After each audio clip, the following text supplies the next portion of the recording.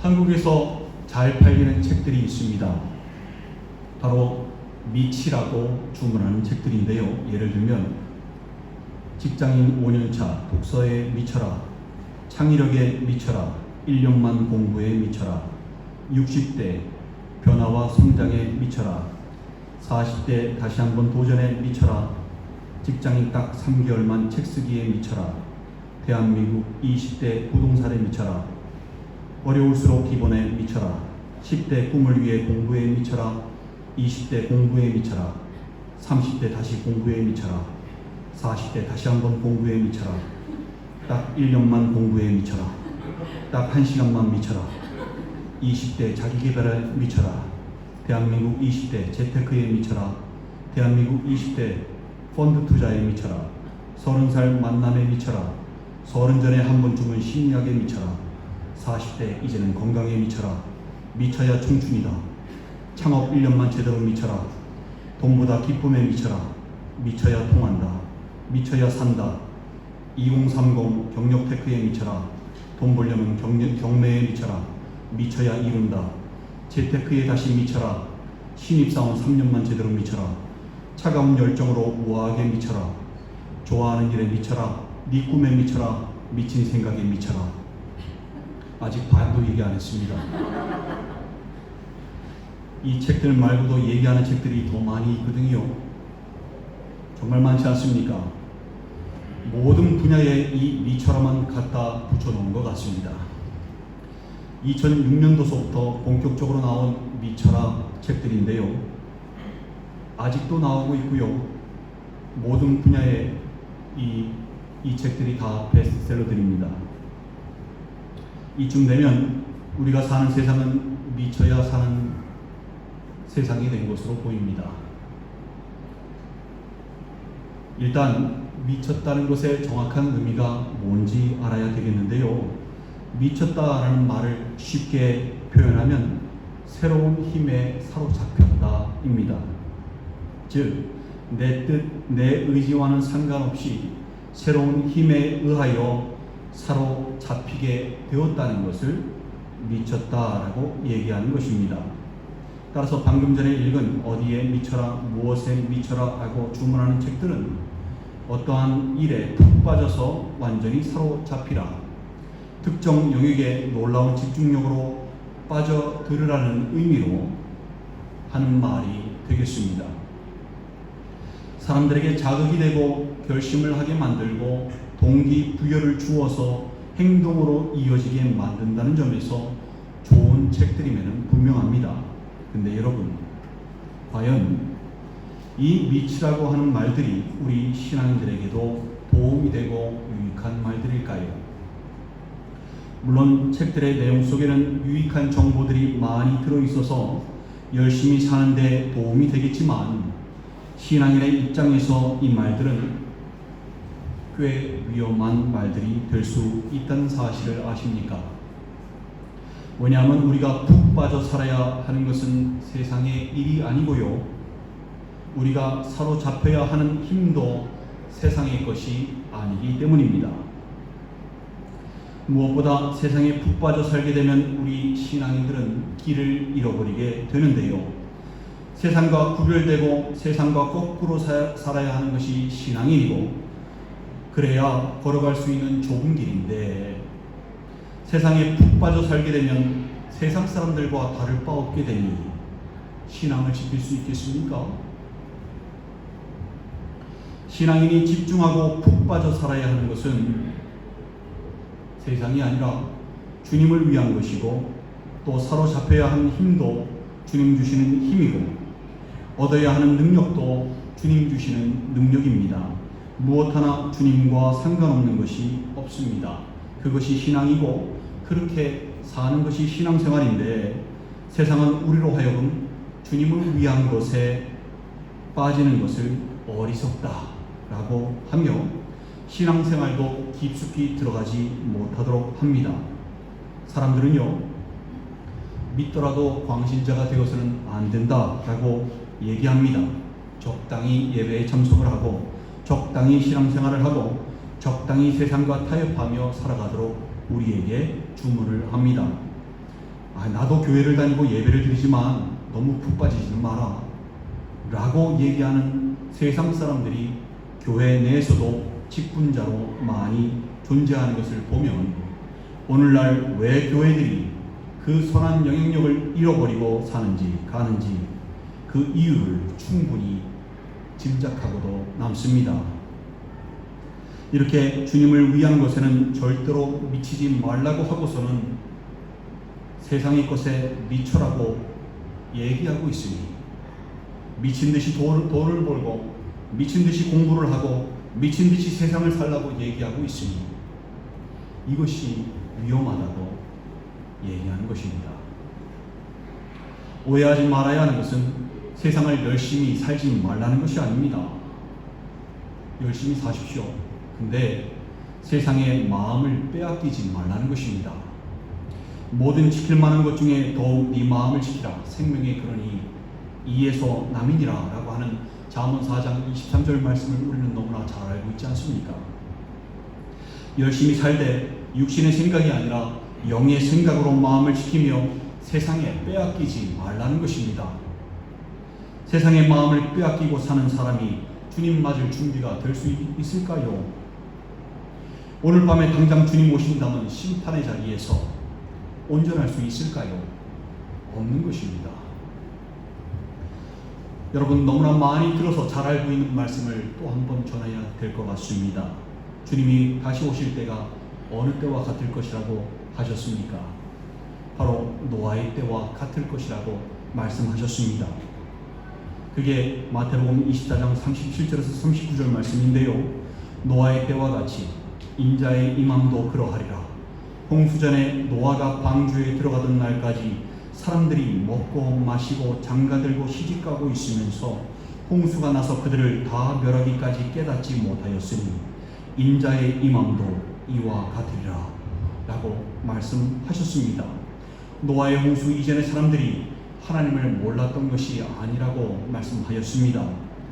하나님을 알고 믿는다고 하는 사람들이 많았던 시대였습니다. 그런데도 문제는요, 그들에게 하나님이 우선순위가 아니었다는 것이 문제입니다. 세상에 푹 빠져서 먹고 마시는 데 마음을 빼앗겼던 것입니다. 돈을 벌고 성공하는 데 우선순위가 있었던 것입니다. 장가가고 시집가는 것에 우선순위가 있었던 것입니다. 세상 가운데서 좀 더 안락한 생활을 누리는 것에 우선순위가 있었던 것입니다. 에녹 때부터 내려온 심판의 메시지가 그 시대에 그 온 세상에 깔려 있음에도 불구하고 그들은 여전히 빼앗긴 마음을 되찾아오지 못하고 그렇게 심판을 맞고야 말았습니다.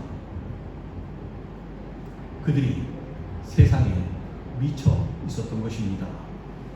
주님께서 예언하셨던 대로 지금도 그 노아의 때와 똑같이 돌아가고 있습니다. 이 세상이요. 세상은 지금도 우리로 하여금 세상의 것에 미치게 만들고 있고 주님보다 우선순위를 세상에 두도록 만들고 있습니다. 내가 좀 더 편하게 살고 내 가족이 좀 더 즐기면서 살고 풍요롭게 사는 것에 마음을 빼앗기고 그것에 우선순위를 두어서 살게 만들고 있습니다. 여러분, 홍수심판 때 누구만이 구원을 받았습니까? 오직 노아의 8식구밖에 없었습니다. 홍수 이전 시대에도 하나님을 알고 믿는다고 하는 사람들이 너무나 많았음에도 불구하고 그들에게는 구원이 없었습니다. 오직 노아의 8식구만이 구원을 얻었던 것입니다. 노아는 세상이 자신을 향하여 비웃어도 미쳤다고 손가락질하여도 심판의 메시지를 알리고 사명을 붙들고 방주를 계속해서 지어 나갔습니다. 사람들이 세상에 미쳐 있을 때 노아와 그 가족은 하나님께 미쳐 있었던 것입니다. 그가 주님께 미쳐 있었기에 이 세상의 것이 가치가 없어 보였던 것이고 주님을 위한 것이 커 보였던 것이고 주님 주시는 것이 사모가 되었던 것입니다. 그래서 세상의 마음을 빼앗기지 않을 수 있었던 것입니다.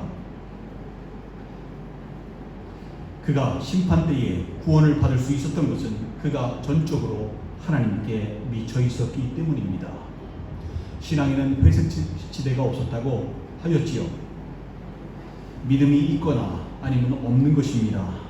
어디에 미쳐 있느냐가 믿음이 있느냐 없느냐를 결정하는 것입니다. 여러분, 주님은 마태복음 6장 21절에서 네 보물이 있는 그곳에는 네 마음도 있느니라 라고 분명히 말씀하셨습니다.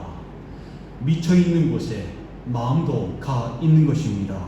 우리는 주님을 위한 것에 미쳐야 합니다. 예수 사랑에 미쳐야 합니다. 그 길만이 우리가 살고 우리가 구원받는 유일한 길이라는 것을 여러분 깨달으시기 바랍니다. 근데 안타깝게도 우리 시대 그리스도인들은 상당수가 주님께 미치기를 거부하는 것처럼 보입니다. 세상과 친밀한 타협을 하며 세상의 것은 미쳐 살면서도 주님의 것에는 미치기를 거부하는 것처럼 보입니다.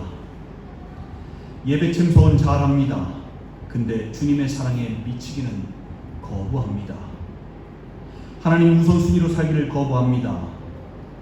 이대로 가게 되면 어떤 일이 벌어질까요? 내일 당장 무슨 일이 있을지 모르는 것이 사람의 인생 아닙니까? 그렇게 보잘것없고 초라한 것이 사람 인생 아닙니까? 내일 당장 세상에 어떤 일이 발생해서 재앙이 일어나서 내 주변에 사고가 일어나서 이 땅의 삶을 마무리 지을 수 있는 게 우리 연약한 인생들 아닙니까? 그렇게 심판대 앞에 선다면 우리는 온전할 수 있을까요? 이렇게 세상에 미쳐 살다가 심판대 앞에 서면 온전할 수 있을까요? 없는 것입니다. 다 멸망하는 쪽에 서게 되겠지요. 주님께서 충분히 되돌아올 기회, 회개할 기회를 주셨음을 깨달으셔야 합니다.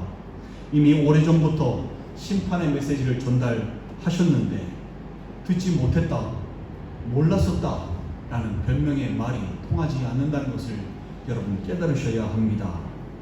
여러분, 이처럼 세상은 우리에게 세상 것에 미쳐야 한다고, 그래야 산다고 요구하지만 그 길은 우리가 살 수 있는 길이 아닙니다. 우리는 주님을 위한 것에 미쳐야 살 수 있는 존재들입니다. 예수 사랑에 미쳐야 살 수 있는 존재들입니다. 주의 일도 마찬가지입니다. 주님께 미친 사람이 주의 일을 하며 주의 계명도 지킬 수 있는 것입니다. 주님을 위한 것에 미쳐야 지체들을 사랑할 수 있는 것이고, 주님 사랑에 미쳐야 주님 마음으로 영혼들을 바라볼 수 있는 것입니다. 미치지 않고서야 상대방의 단점들까지 예뻐 보일 수 없는 것입니다. 이성적인 생각, 합리적인 판단으로 보면 도저히 사랑할 수 없는 존재들인데, 문제점들이 눈에 보여서 볼 때마다 짜증나는 인간들인데, 예수 사랑에 미쳤더니 이 사람들이 사랑스러워지는 것입니다. 원수도 결국에는 사랑할 수 있게 되는 것입니다. 이것이 신앙인 것입니다. 이러한 삶을 사는 사람들이 신앙인인 것입니다. 주님을 생각해 보십시오. 우리가 구원받을 만한 가치가 있는 존재들입니까? 주님의 입장에서 이성적인 생각, 합리적인 판단으로 본다면 우리는 죄를 지었으니 죽어 마땅한 존재들이 분명하지 않습니까? 그런데 우리를 구원하시기 위하여 창조주 하나님께서 인간의 몸으로 이 땅에 오셨습니다. 왜 그러셨을까요? 이해가 안 되지 않습니까? 이유는 단 하나입니다.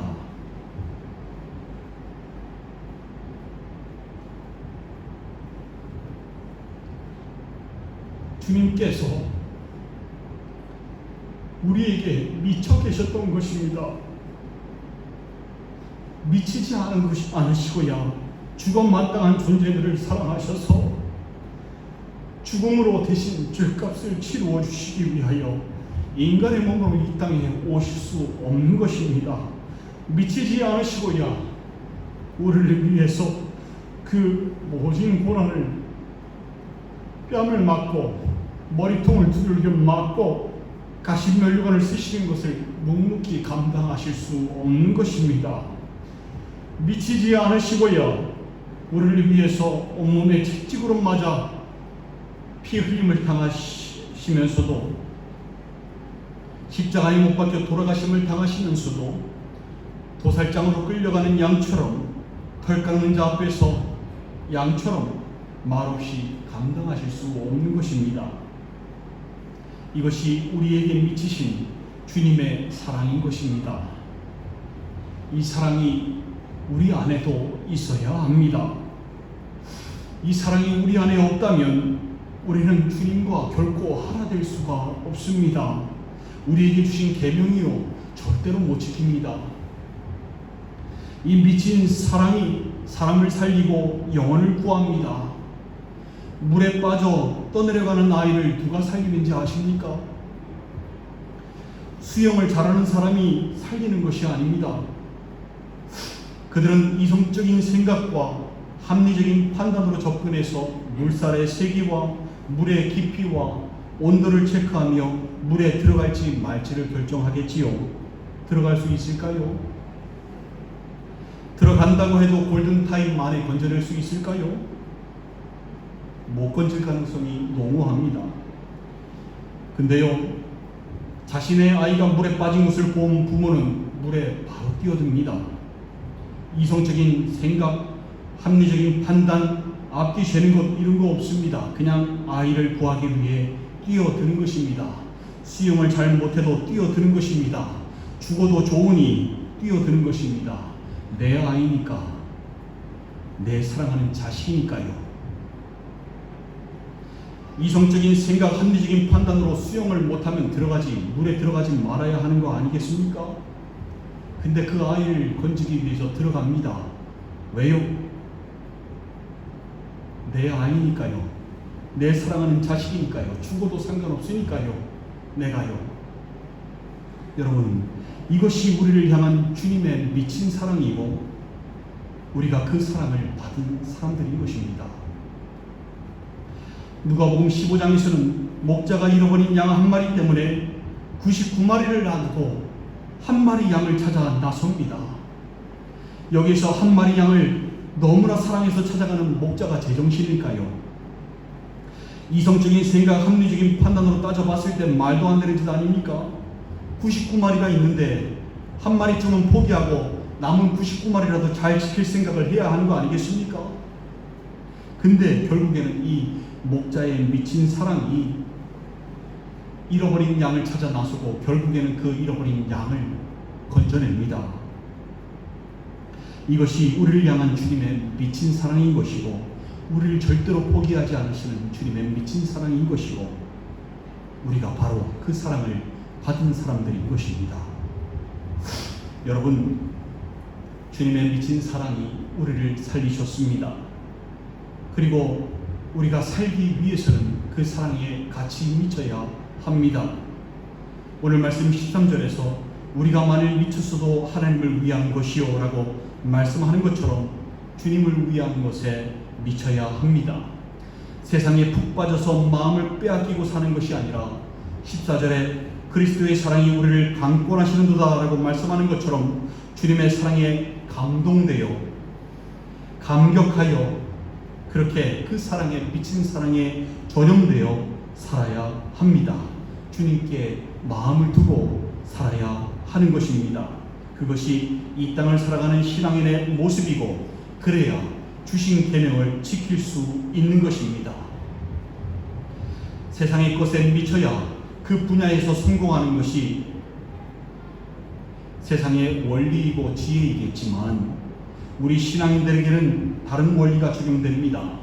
마음을 주님께 두고 그 마음을 지켰을 때 주님께서 힘 주시고 능력을 주시고 우리의 길을 지도하여 주시는 것입니다.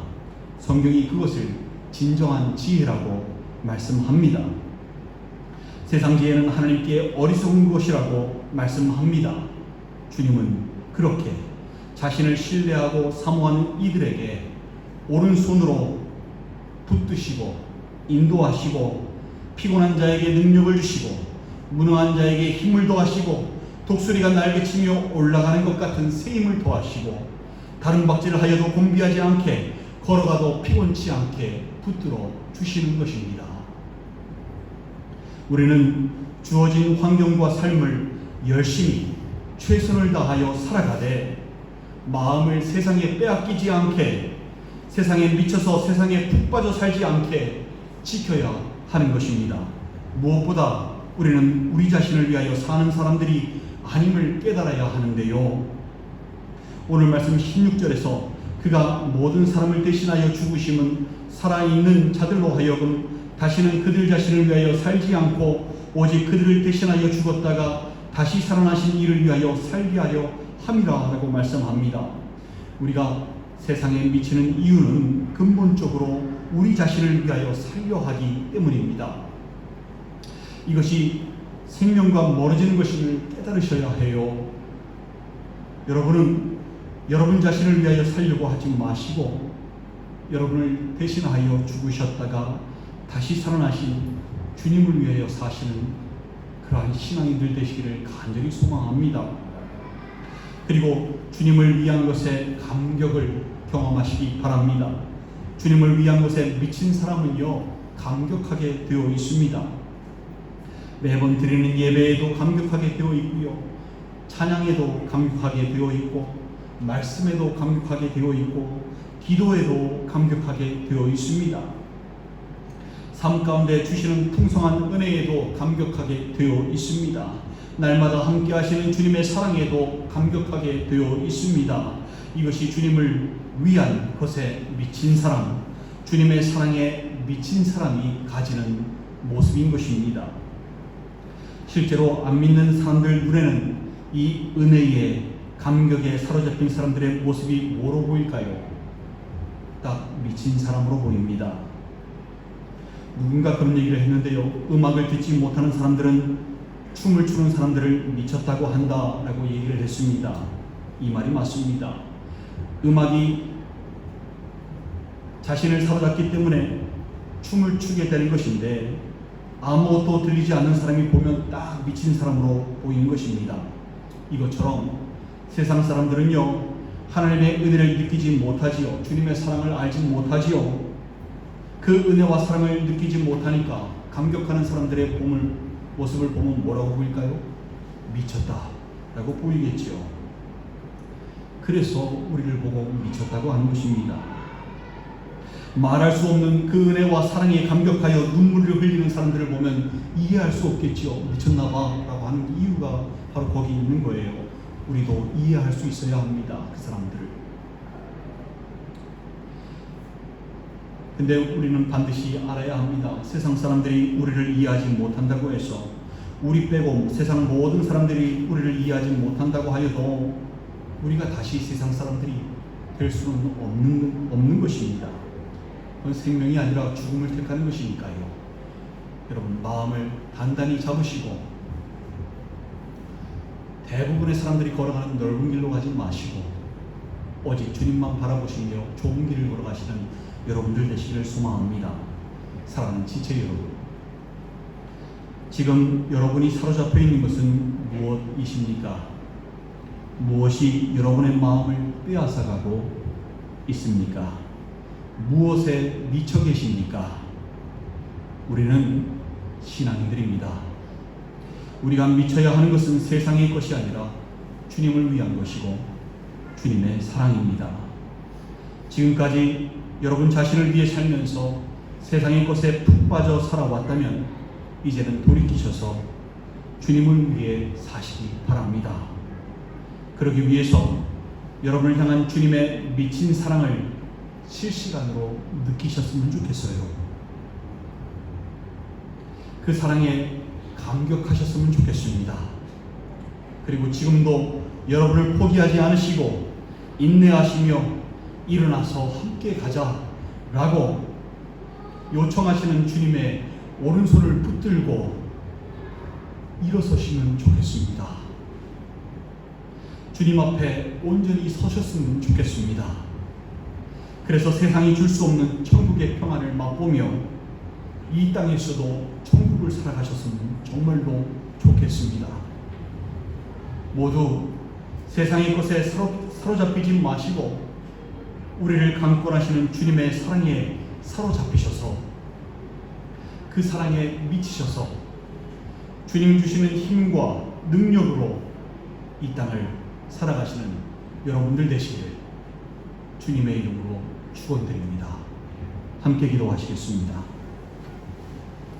여러분, 이 시간 가만히 지나간 시간들을 되돌아보셨으면 좋겠어요. 그리고 현재 자신의 위치를 발견하셨으면 좋겠어요. 나는 과연 어디에 푹 빠져 살아왔었던 것인지, 내가 과연 신앙인인지, 나를 끌고 가는 것은 무엇인지, 어디에 사로잡혀서 지금 이 순간까지 살아왔는지, 어디에 미쳐 있었는지 여러분 자신을 점검해 보셨으면 좋겠어요. 그리고 우리가 빠져야 하는 것은 세상의 것이 아니라, 비록 세상의 것에 빠져야 거기에 성공할 수 있다고 얘기하는 것이 세상의 지혜이고 세상의 성공 방법일지는 몰라도 그 방법대로 사는 것이 신앙인이 아님을 깨달아야 합니다. 이제는 주님을 위한 것에, 그리고 무엇보다 주님의 미친 사랑에 함께 미쳐야 하겠습니다. 그것이 우리가 사는 길이고 이 땅을 살아가는 신앙인이 지혜롭게 사는 방법인 것입니다. 길을 잃어버리지 않을 수 있는 방법이 되는 것입니다. 시간 손 내미시는 주님의 그 오른손을 붙잡으시기 바랍니다. 일어나서 주님과 함께 가시는 여러분 되시기를 소망합니다. 더 이상 당황하지 마시고 헤매이지 마시고 세상에 빠져 살지 마시고 주님 안에서 살아가시는 여러분 되시기를 소망합니다. 이 시간 그러한 자신이 되게 해달라고, 여러분의 가족들이 되게 해달라고 이 시간 우리 함께 기도하시며 주님 앞에 나아가도록 하겠습니다. 기도하시겠습니다.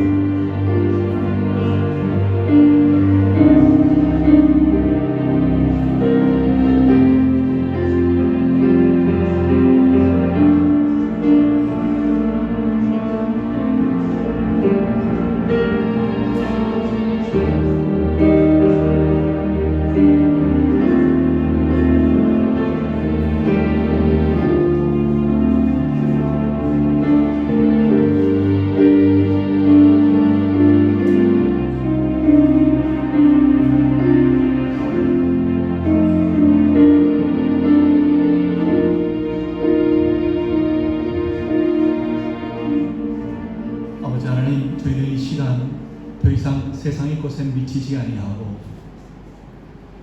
세상의 것에 미쳐서 성공을 이루려고 하는 어리석은 방법에서 벗어나서 이제는 주님을 위한 것에 미치고 주님의 사랑에 미치는 그러한 신앙인이 되겠다고 이 시간 다짐하며 주님 앞에 고백을 했습니다.